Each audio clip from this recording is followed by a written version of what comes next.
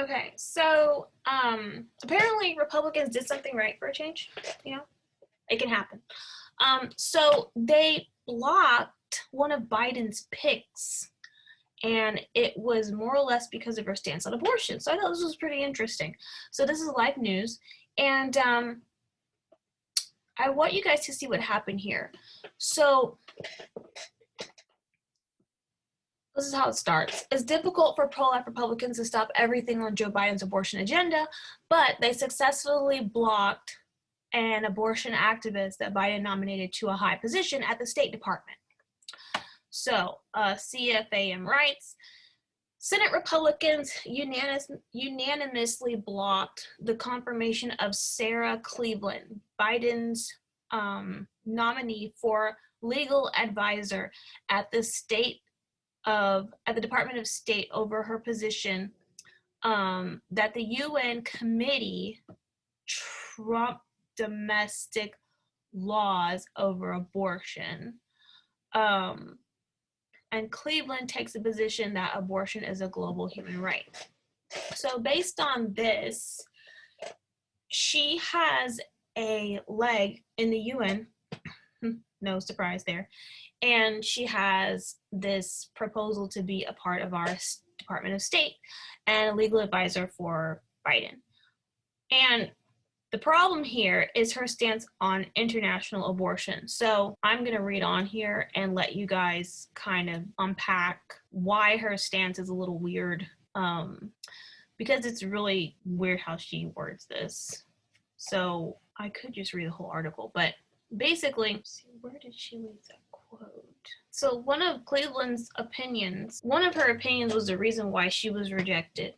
And I'm pretty sure there's more to it than this, but I'm just interested in the fact that they gave this as the reason as to why she was rejected. She says that a country's domestic laws that violate its citizens' international human rights by not providing and paying for abortions is wrong. Essentially, that's what she's saying. That doesn't make any sense. So, like, first of all, domestic laws per se wouldn't have anything to do with international laws. They certainly don't here.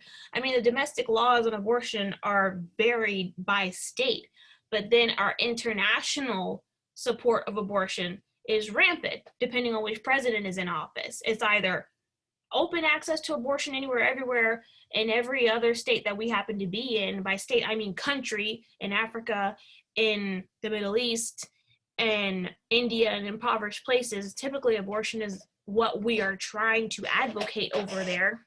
And within the country, within the United States, the laws are varied depending on what state you're in.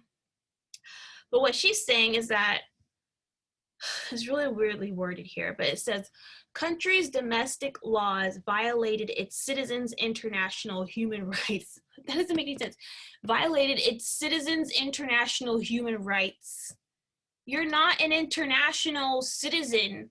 Like, that doesn't make any sense. You're either a citizen or you're international. And we don't have international human rights. Do we have international human rights? Maybe I'm the one that's confused. This is really weirdly stated.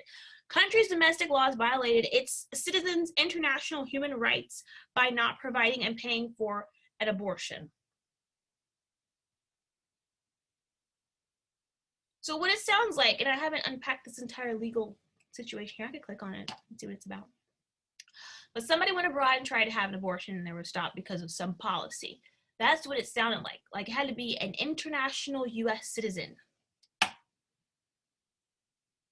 United Nations Human Rights Office of High Commissioner, Sarah Cleveland, UN Human Rights Committee member, answers questions regarding the committee's findings regarding Ireland's abortion ban. See, this has nothing to do with us.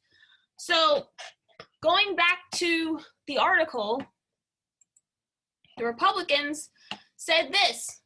Rich said that this was inconsistent with U.S. restrictions on funding for abortions abroad and abortion advocacy internationally. For this reason, I am not able to support her nomination. Wow. And they voted unanimously on this. They did not want her. So I imagine there were other reasons, but this was pretty interesting. And the fact that she was trying to knit this into an American issue, and we're talking about an excerpt from Ireland abortion ban policy, I think begs the question, is that why she's interested in being on our board? Because she wants to have a say in national policy on abortion, not international policy on abortion. But anyways, I thought this was an incredibly interesting article. Life News keeps keeping it real with abortion news, and I am really proud of them. And I will be back for more on this particular topic very soon on the Pro Life Podcast. I'll talk to you guys later.